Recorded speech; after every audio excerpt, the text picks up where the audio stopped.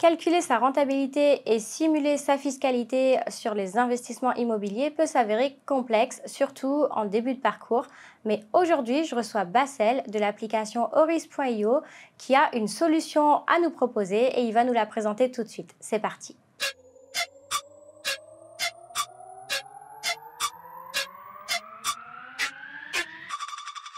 Salut Bassel. Salut Tatiana. Aujourd'hui, tu vas nous présenter ton outil de rendement, de calcul de rendement sur Horis.io. Ouais, avec plaisir. Alors c'est très simple. Aujourd'hui, nous chez Orisio, on propose un outil, mais pas que, vous allez voir, qui permet de calculer la rentabilité d'un investissement immobilier. Donc c'est très simple, il suffit d'aller sur Orisio, Oris.io, et d'aller dans la section, alors soit cliquer là, simuler mon rendement, je vais faire ça. Et ensuite, on va taper une ville. Alors je sais pas si Tatiana, si tu as une ville de prédilection où tu aimes investir. Valenciennes. Valenciennes. J'ai beaucoup d'investisseurs là-haut. Donc Valenciennes, et puis on va dire quel type de budget pour le bien immobilier 150 000 euros. Ouais, 200 000. 200 000. Bah déjà, on peut avoir beaucoup pour 150 000 euros. Ouais, on va mettre 100 000 euros pour si on va dire que c'est un débutant qui veut pas forcément une trop grosse surface. Ok. Comme c'est possible, on va mettre 100 000 euros. Je connais pas bien le marché de Valenciennes. Alors Valenciennes, c'est une ville étudiante. C'est une ville étudiante où on a des immeubles de rapport pour 200, 300 000 euros. Et le meublé marche très bien. C'est une ville moyenne. Ouais, ben tu vois, donc dans ce cas-là, ce qu'on va faire, alors c'est intéressant ce que tu dis. Donc on va adapter, on va dire 200 000 euros, et du coup on se retrouve avec une surface qui peut être un petit immeuble. Alors tu as vu que j'ai juste mis le budget et qu'il a déjà calculé un loyer moyen. Alors ça c'est un loyer moyen pour une maison par exemple de 121 mètres carrés. Évidemment ça on va pouvoir le changer ensuite. Une surface de 121 mètres carrés en moyenne, ce qu'on peut obtenir aujourd'hui sur Valenciennes, en moyenne évidemment. Après tout ça on peut l'ajuster. Par exemple, si tu as une idée d'un immeuble de rapport et tu sais que tu peux le louer, 1300 euros, ce qui est possible parce que c'est un immeuble de rapport et qu'il y a plusieurs lots, à Valenciennes, à 200 000 euros. Est-ce que c'est cohérent ce que j'ai mis là, à Valenciennes? Oui. Si c'est un petit immeuble, ouais. Oui.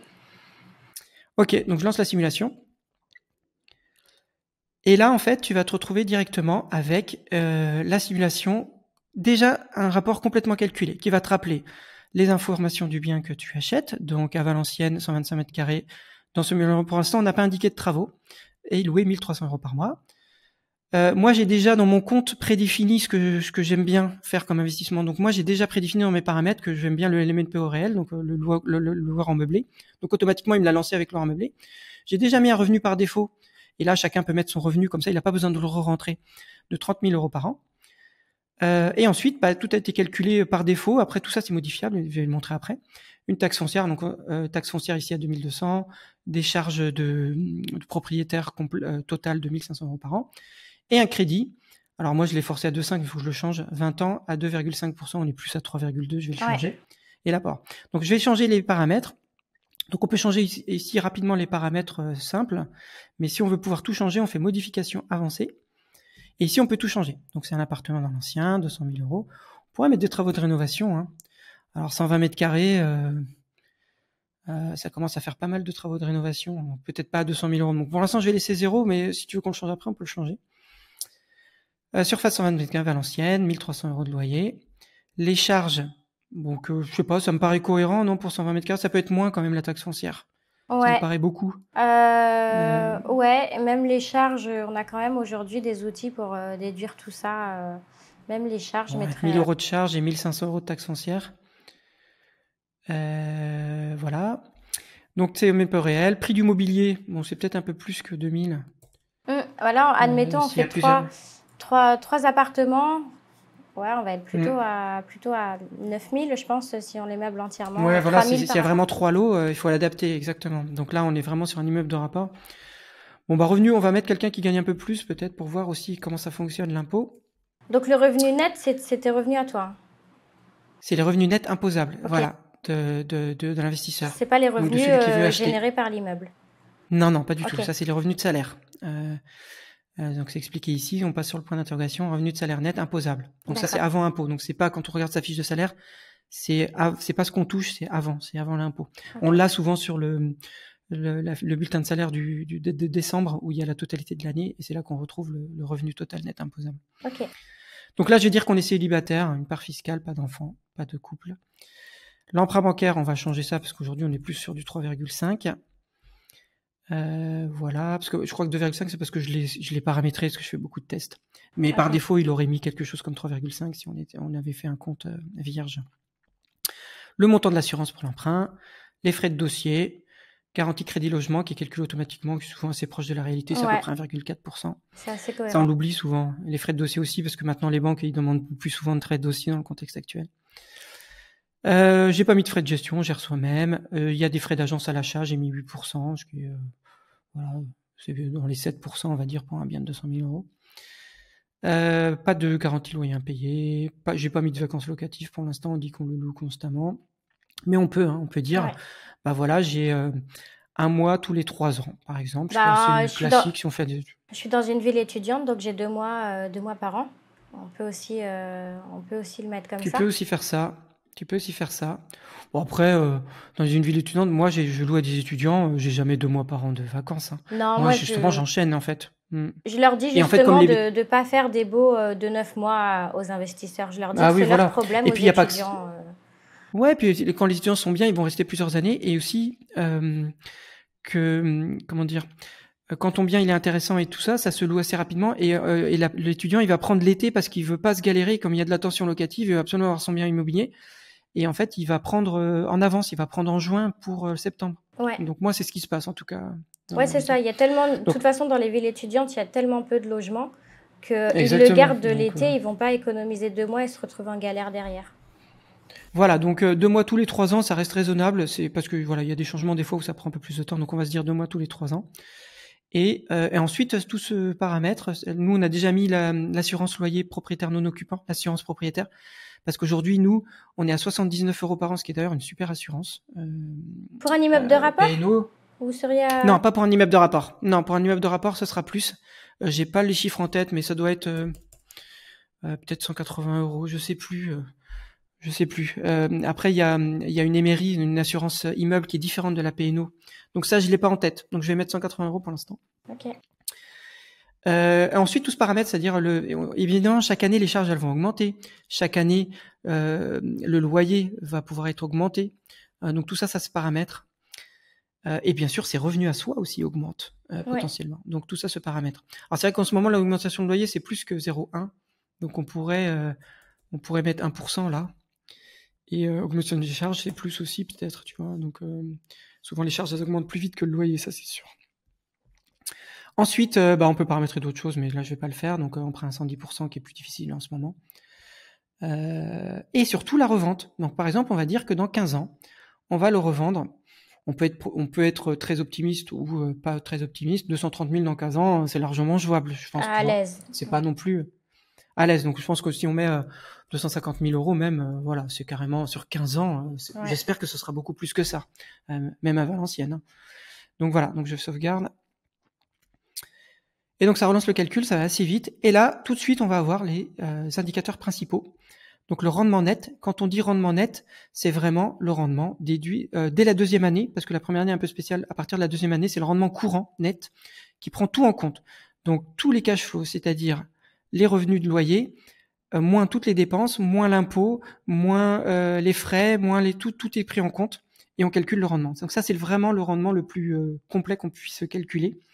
Et ça, c'est énorme. 5,59% net, c'est très très intéressant. Si on clique voir le détail, on peut aller voir plus. Par exemple, on va voir le rendement brut. Et là, le rendement brut. Alors, c'est un rendement brut, comment dire, plus poussé que le rendement brut classique. Donc, il est un peu plus pessimiste parce qu'on va prendre en compte tous les frais d'investissement, les travaux et tout, pas que le prix quand on fait la division. Mais bon, j'y reviendrai. Donc là, je vais revenir au résumé. Rendement net, cash flow mensuel. Donc, à partir de la 2e année aussi, parce que la première année, comme il y a souvent un gain d'impôt, etc., on compte à partir de la 2e année. Donc là, ça a un coût de 156 € pour le client par mois, ce qui est plutôt raisonnable quand même. Qu'est-ce que c'est le cash flow? Je vais l'expliquer quand même. C'est vraiment, on prend les flux financiers total, c'est-à-dire que je reçois les loyers, je rembourse mon emprunt, je paye mes charges, je paye mon impôt, tout ça ramené au mois. je paye mon assurance. Et peu importe si c'est payé annuellement, mensuellement, on ramène au mois quand c'est payé trimestriellement ou annuellement. Donc, combien ça va me coûter? Parce que ça parle plus quand on dit, voilà ce que je vais devoir sortir de ma poche tous les mois. Même si tous les mois, c'est pas ce qui se passe, à la fin de l'année, c'est ce qui se sera passé. Donc, ça va coûter 156 € par mois. Ce qui est pas énorme pour un investissement. Au bout de 15 ans, on se retrouve avec un investissement qui vaut 250, voire plus, 1000 €. Et ça, c'est le rendement patrimonial. Alors ça, c'est le taux de rendement interne. Donc ça, c'est la rentabilité du projet, c'est-à-dire le calcul de rentabilité avec la revente, en prenant en compte tout ce que ça nous a coûté, le fait de levier du crédit, les cash flows et le montant auquel on le revend dans 15 ans, c'est-à-dire les 250 000 €. Donc ça, c'est un calcul vraiment d'investisseur. C'est le véritable calcul de rentabilité, celui-là. Que personne ne fait. Que personne ne fait parce qu'il est très compliqué à faire. Parce que c'est pas le calcul lui-même. Lui, il est assez simple. C'est une formule qu'on trouve facilement. C'est une formule qu'on trouve sur Excel. Le problème, c'est de calculer tous les cash flows qui permettent de le calculer. Et là-dedans, il y a des impôts, il y a les calculs d'impôts année par année. Enfin, il y a tout ce que je t'ai indiqué avec les évolutions de charges, d'impôts, de loyers, etc., le revenu. Donc voilà, c'est ça qui est compliqué. Et donc nous, en un clin d'œil, on le donne. Et donc ça permet de comparer plusieurs investissements. Donc à chaque simulation, plus ça c'est élevé, et mieux est le placement. Ok. Enrichissement, ça c'est ce qu'on y gagne à la fin, en termes de financier, d'argent. Alors c'est lié à ça, au rendement patrimonial, parce que en fait ça c'est toujours un sujet. Il faut savoir que le rendement patrimonial, il y a 2 indicateurs, si je montre. Il y a le TRI, taux de rendement interne, et il y a la valeur actuelle nette. Et ça c'est l'enrichissement le réel. Pourquoi je dis enrichissement réel?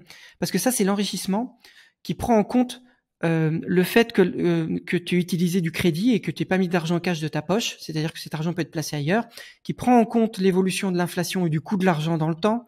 Alors ça paraît très comptable et mathématique. J'ai fait une vidéo à ce sujet, mais c'est le véritable calcul, parce que l'argent que tu as aujourd'hui ou que tu places aujourd'hui n'a pas la même valeur que l'argent que tu auras dans 15 ans. Exactement. Et tout ça, ça doit être pris en compte dans un calcul de rentabilité. Et là, c'est pris en compte. Celui qu'on indique ici, c'est celui qui, si on prend vraiment tout ce qu'on a dépensé et tout ce qu'on a vendu et que l'impôt sur la plus-value qu'on a payé à la fin, une fois qu'on a revendu bien, qu'est-ce qui nous reste? Et ça, c'est l'enrichissement qui est ici. D'accord. Alors sans prendre en compte les... voilà. Moi, je viens de le faire pour mes biens parce que je sais que je vais dégager des grosses plus-values, mais j'ai des SCI à l'IS et tout. Donc, je viens de me taper tous ces calculs manuellement. Ça m'a pris du temps. En fait, j'aurais pu le faire en 5 minutes sur Là, la projection, tu l'as en 5 minutes et tu peux faire des scénarios. C'est-à-dire que tu peux modifier le prix de revente pour voir comment ça influe là-dessus. Par exemple, tu peux prendre un scénario très pessimiste où tu revends au même prix, par exemple. Ce qui est très pessimiste, je pense, en 15 ans. Parce que l'immobilier, sur 15 ans, on sait tous que ça va augmenter. Oui. Sur des durées longues. Je parle dans 15 ans. Je ne parle pas d'une baisse éventuelle dans 1 an ou 2. Là, je parle de celui qui investit sur le long terme. Et de voir ce que ça donne. Parce que si tu as un très bon rendement patrimonial ici, ou d'enrichissement avec une revente au prix, ça veut dire que tu as un investissement qui est solide, quoi, même dans le pire des scénarios. Ouais. Et aussi, ça c'est nouveau, on calcule les TAEG du crédit. Pourquoi? Parce que le taux d'usure, c'est un sujet en ce moment, c'est le taux maximum auquel tu peux emprunter.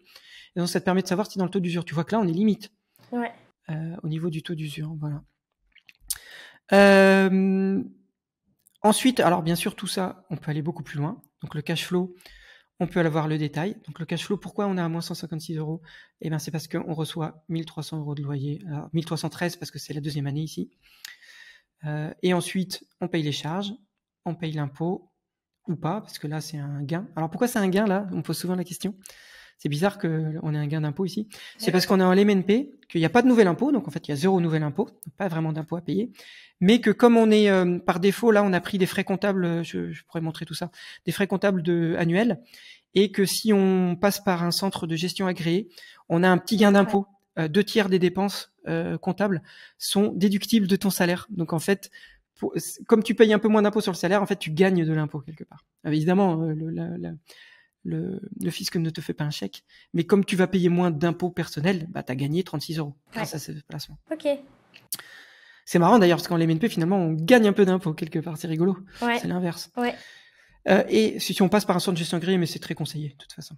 Oui, moi je leur dis toujours aussi aux investisseurs, je leur dis toujours, il faut prendre un CGA. Ouais. Alors ils ont un peu de mal des fois à comprendre pourquoi, mais avec les bonnes explications, tout le monde le prend, quoi. Oui. Tous les gens qui ont un minimum de connaissances, ils le prennent. Puis le comptable va te le conseiller aussi, de toute façon. Ta mensualité d'emprunt, évidemment, ça pris en compte dans le cash flow. Et après, pour comprendre ce qu'il y a dans les moins 293 € de charge, c'est qu'on va dans charge et là, on a tout le détail. Parce qu'il faut payer la taxe foncière, hein, ça revient à 126 € par mois. Le CFE, quand les gens oublient, c'est-à-dire une cotisation financière quand on est en LMNP, pour le statut. C'est une taxe, en fait, hein, comme pour les sociétés. CGA, qui coûte aussi. Le comptable, l'assurance emprunt, tout ça sont des charges, elles sont en charge parce que c'est des choses déductibles. Les charges, si on avait mis des travaux imprévus, ils auraient été là, la gestion locative aurait été là, etc., etc. L'assurance P&O qu'on a indiqué. Donc tout ça, en fait, en un clin d'œil, tout a été calculé, on sait exactement. On n'a pas à s'embêter avec une feuille Excel, avec la complexité de tout ramener, de tout calculer. Ouais, c'est Ensuite, clair. on va avoir l'évolution année par année. Du cash flow, on a plein d'autres infos, c'est-à-dire que le cash flow complet, avec tout ce qu'on sort, tout on rentre, parce que ça c'est le cash flow courant, c'est-à-dire le cash flow, je mets pas ici l'apport par exemple au début, je mets pas ici ce qu'on a gagné à la revente, l'impôt sur la plus-value à la revente, là c'est vraiment le courant, c'est pas le cash flow exceptionnel. Okay. Si on veut le cash flow exceptionnel, on va ici, et puis là on va le voir vraiment année par année, avec vraiment, puisque là tu vois, la 15e année, on a un cash flow, puisqu'on revend le bien. On a un cash flow qui est positif. Pareil, ici, on a de l'apport. Donc là, moins 19 000. Pourquoi ? Parce qu'on apporte de l'argent. On apporte 14 000 € ici dans l'opération. Ouais. Donc évidemment, on a un cash flow négatif puisqu'on a fait un apport. Et ce qui est intéressant, c'est qu'on le compare même à si ce cash flow était placé sur une assurance vie ou un livret A ou ce qu'on veut, un placement à 2% net par exemple. Et là, on peut le comparer. Et ça, on voit très bien que l'immobilier, c'est beaucoup plus intéressant qu'un placement avec un petit... Ça, c'est clair. Et le TRI, on peut le comparer directement. C'est super intéressant parce qu'on voit que 2% de TRI, et c'est à ça que sert le TRI, alors qu'ici, on a 12,53%. Et on peut le faire, puisque là, tout ce que tu fais, c'est placer de l'argent. Tes 20 000 € ici, tu les as placés à 2%, et tu as touché des intérêts, 2% par année. Et on le compare avec ce placement. Ça aussi, très difficile à faire soi-même, si on n'a pas calculé tout ça avant toute cette partie-là. Voilà. Ouais, c'est un gain de temps considérable. Ensuite... Ouais, donc c'est assez poussé. Ensuite, bien sûr, on a tous les onglets par spécificité. Donc le calcul de rendement, tu vas l'avoir aussi, avec tout le détail d'amortissement et les MNP expliqués en détail. Et ensuite, année par année, les loyers, les charges, les intérêts d'emprunt, l'amortissement qui a été calculé automatiquement. Et ensuite, l'impôt. Et là, on voit qu'on n'a pas d'impôt. Tu vois que ça commence qu'à la 14e année ici. Donc, en fait, on peut générer notre bilan prévisionnel pour la banque, par exemple, pour montrer au banquier Exactement. Alors, je vais te montrer après, mais donc là, tu as le calcul de rendement et d'impôt, évidemment, année par année. Tu as aussi le détail des impôts. Est-ce que ça te fait gagner de l'impôt ou perdre de l'impôt année par année ? Donc, pareil, avec le détail des impôts, de calcul d'impôts, etc. Et tu as même quel est le régime fiscal le plus intéressant. Donc ici, évidemment, le LMN pour réel, et c'est très souvent le cas, est le plus intéressant. Donc le meublé avec déclaration des charges au réel. Et tu as même le comparatif donc de tous les régimes. Et si dans certains cas, tu veux te lancer dans d'autres types d'investissements, SCI, même des choses intéressantes, là, alors ça va arriver, là, le nouveau régime COS. Alors c'est plus COS, c'est un nouveau régime, mais on est en train de l'ajouter. Ou si tu veux faire du nu, parce que dans ton cas, le nu, c'est mieux, et tu peux pas faire de meublé, par exemple, bah, tu peux lancer le calcul et refaire avec du nu. Ou d'autres types d'investissements. Et donc, oui, que tu disais, le rapport prévisionnel, bah oui, parce qu'il suffit de faire là, télécharger pour imprimer en PDF. Tac. Et donc là, tu vas avoir en fait un PDF complet de rentabilité. Tu as même le lien pour relancer le calcul avec un tag, avec un résumé de ce placement. Donc ça, c'est très lisible pour un partenaire financier ou autre. Avec le résumé, les indicateurs, et ensuite le sommaire page par page, tu retrouves absolument tous les éléments que tu viens de voir, page par page, le prévisionnel sur 20 ans, sur 15 ans, puisqu'ici on a dit qu'on vendait à 15 ans, et toutes les infos que tu avais dans le simulateur, tu le retrouves. Alors je n'ai pas été dans le détail de tout, mais tu as aussi calcul en fonction de la durée d'emprunt, pour voir quelle est la durée d'emprunt optimale, etc., etc. Okay. Tu retrouves tout. Donc oui, tu as tout pour ton banquier ou pour un partenaire qui t'aurait besoin du rapport complet. Alors je repasse sur le rapport. Voilà. Donc ça, alors ce que j'ai pas montré, pour finir, on n'a pas forcément beaucoup de temps, c'est qu'aussi on va pouvoir te mettre en avant ici des biens. Donc là on a mis Valenciennes 120 mètres carrés. Il va te montrer des biens qui tournent autour de ça en termes de budget. Alors pas uniquement des biens dans le budget, parce qu'on va aussi, quand on a un budget de 200 000 euros, on peut aussi se poser la question d'acheter un bien à 70 000. Hein. Oui. Donc là, on va te montrer tous les budgets et des annonces qui sont sorties très récemment. Et si tu veux les voir toutes, tu fais en savoir plus. Et là, tu retrouves tous les éléments. Tu vois, il y a 6 jours, il y a 13 heures, il y a 2 jours, et tu peux, en cliquant, aller voir l'annonce. Alors là, je ne le verrai pas, mais ça va t'envoyer sur le portail qui propose l'annonce. Donc là, c'est toutes les annonces agrégées de tous les grands portails et grands sites, même des petits sites d'annonces publiques qui sont agrégés au même endroit. Tu as même le calcul du rendement par bien. D'accord. Et de combien ça peut se louer. Ça aussi, c'est quelque chose que tu peux pas trouver sur un moteur comme Le Bon Coin ou SeLoger.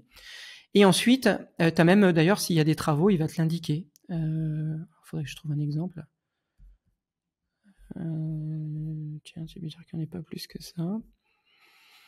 Mais s'il y a des travaux ou que c'est déjà loué, il va te l'indiquer. Bon, là, on n'en a pas d'exemple.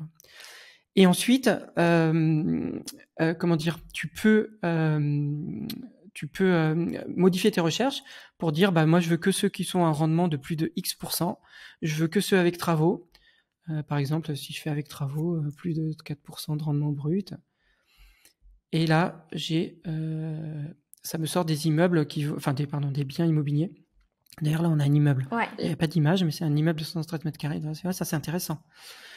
Voilà. Et que avec des travaux, dans le cas où on veut que avec des travaux, ou déjà loués, parce que des fois, c'est intéressant de chercher des biens déjà loués. Oui, aussi. Ça peut être intéressant pour négocier. Voilà, et on peut même lancer un calcul de rendement à partir d'une annonce aussi, si on a besoin. D'accord. Et bien sûr, tu as une application, tu peux créer une alerte. Si tu installes l'application, tu vas être alerté en temps réel sur ta recherche exacte d'une annonce qui sort sur Internet, quoi. Ok, voilà. On mettra le lien de l'application sous la vidéo. Comme ça, tout le monde. Et depuis peu, alors je vais vous montrer, depuis peu, je vais prendre une ville où il y a des biens de ce type. Depuis peu, on propose des biens exclusifs. Et on va en avoir de plus en plus.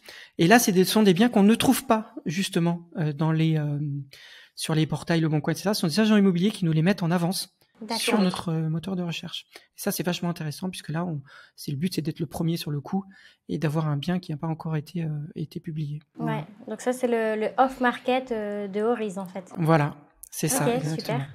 Exactement. Ouais, ça, c'est vachement intéressant. Voilà, je crois que j'ai fait le tour rapide du simulateur. Je crois que je suis passé sur les choses essentielles. Après, chacun. Alors, ce qui est bien, c'est que chacun peut l'utiliser là. Ce que je viens de montrer, lancer une nouvelle simulation comme ça. Il suffit juste de s'inscrire et on a tout ça directement. Donc, on peut aller voir tout ça sans s'abonner. Ensuite, si on veut vraiment affiner, gratuit, en fait. C'est là qu'on doit s'abonner.